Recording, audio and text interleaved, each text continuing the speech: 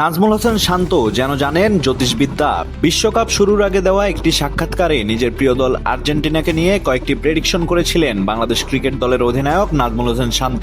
তখন হয়তো অনেকেই বিষয়টিকে সাধারণ একটি অনুমান হিসেবেই দেখেছিলেন, কিন্তু ম্যাচগুলো শেষ হওয়ার পর সেই প্রেডিকশন এখন নতুন করে আলোচনায়। শান্ত বলেছিল আলজেরিয়ার বিপক্ষে আর্জেন্টিনা জিতবে 3-0 ব্যবধানে, ঠিক তাই হলো। এরপর অস্ট্রিয়ার বিপক্ষে তার প্রেডিকশন ছিল 2-0।